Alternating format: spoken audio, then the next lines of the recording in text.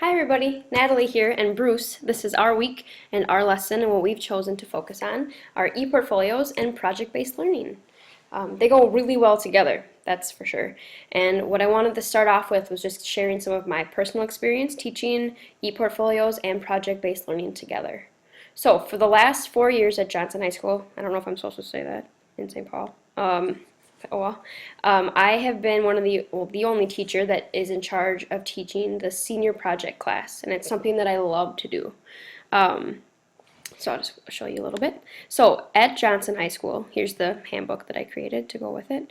At Johnson, one of the graduation requirements is for students to create a senior project before they graduate. I know a lot of schools do something like that. So it's completely project-based learning. It's a great example of this.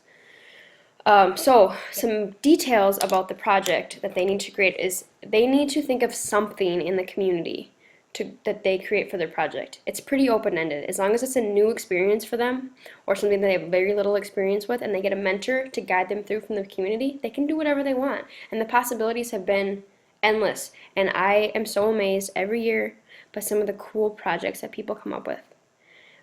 It's a really great way to kind of capstone what they've learned, hopefully, over the last 18 years going through school. So what I tell them is there's a ton of requirements that they have to do, but other than that, it's pretty open-ended. So some of the requirements are they need to create a reflective log, an ongoing reflective log, which means for all the hours that they spend doing their projects, as they go, they're coming back and they're journaling about their experience. They're telling us what they did that day, what they learned, any challenges, what they learned about themselves. The best part is it shows such personal growth through that experience. Another requirement that they have to do is a research paper based on whatever it is that they're working with. So if they chose to volunteer, let's say in a homeless shelter, a lot of them have done a research paper about different ways to help support our homeless community here in Minnesota. They've been great. Some other things that they need to do are collect evidence of their learning and of their experiences, and they give a presentation at the end. So until this year, what they've done is put all of these things together in a 3-ring binder. You know, a 3-ring binder, which has been fine. But after my pushing, we have moved to creating an e-portfolio based on their projects, which has taken this project to the next level. So with a 3-ring binder, pretty much anything in there was something they could print, right? Papers, things with signatures on them, printed pictures with little captions. They could print their paper out and put it in there and their reflective log. But now, this year, well, I've chosen to have them use Weebly. There's a ton of options, as you'll see, with our readings that we'll give you for ePortfolios, but Weebly is one of my favorites, which is kind of why we chose to do it for this, to give you guys the information about this week. Bruce likes them too, likes Weebly too, so we thought it was a great fit. So what students are now doing is creating a Weebly based on their project. And what's so cool about this is all of the extra resources that they've been able to add to their ePortfolio that they could never have done in a 3-ring binder. So really cool photo slideshows with music, interviews with people that they've been working with, video footage from them helping out or something that they've created. A lot of them host an event and they have such great footage from this that we never would have seen before. So what's nice about this ePortfolio is that it just steps up the credibility and the creativity and the value that these projects have, because it's like getting a glimpse into their project in a way that we never could have with 3-ring binders. So I don't know if anyone's ever created a Weebly before.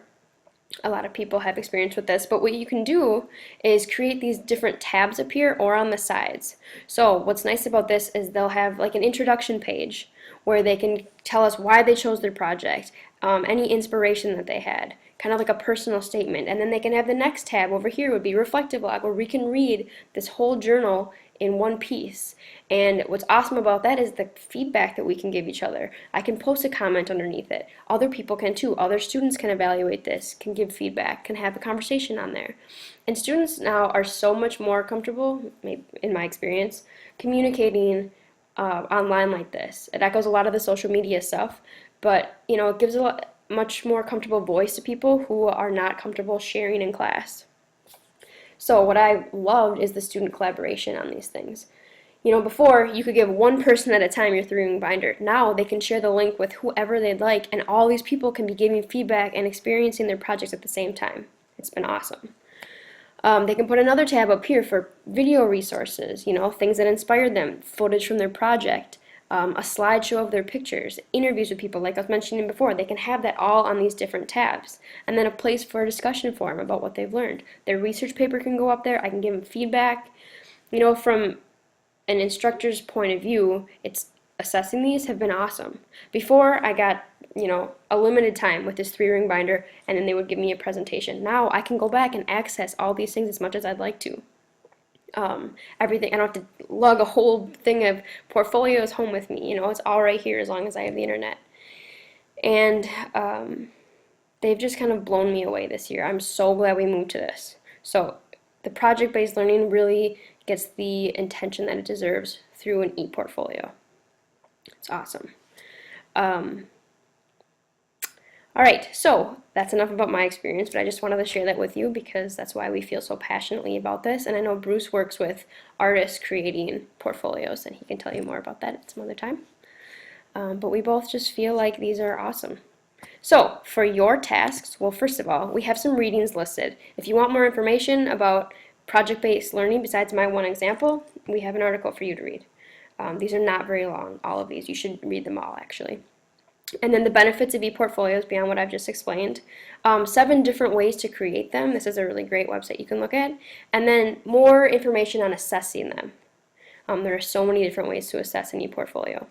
We also included some tips and tools to creating a digital ePortfolio that you could share with students or that you yourself could create. And then some iPad apps to creating these, which are awesome. I know my school is one-to-one, a lot of yours are, so they can create this whole thing on their iPads. And then using Google Sites to create ePortfolios. That's another one that works really well. So we just wanted to give you some background information and tools for you to have when you start creating your own, or when you want students to. So please read through all those resources. And then your assignment. We would like you to create an assignment that you would give to students, whatever teaching context or whatever you'd like to, for them to create an ePortfolio. But beyond that, we want to hear which platform you use. You can either use one from the list that we provided, or obviously, if you are familiar and comfortable with other ones, just let us know. It's great. Always great to have more resources. Please share with us your goals and this for student learning and the outcomes that you're hoping for. The ePortfolio components, so what are you going to require of students for this assignment? And then how will you be evaluating this? What's your assessment criteria? Okay, so how will you know that learning took place? Is it going to be gradual? Do you want different check-in points, or is it just one big final portfolio? Just let us know what you're thinking when you're creating this assignment. So here's where you will go to post that in the blog tab right here. Pretty simple. Again, that's that information we're looking for. Please answer the 4 questions and share with us the assignment. And then we'll be able to kind of get some great ideas, and we can all see how these ePortfolio assignments will work for any of our subject areas. So I hope this makes sense. You're creating an assignment for students to create an ePortfolio, just to clarify. Yeah, they're awesome. I hope that you use them. If you don't already, give them a try with students. Students really like it. Yeah, if you have any questions, email Bruce, email me, let me know. You know how to get our information. Okay, thanks. Have a good week.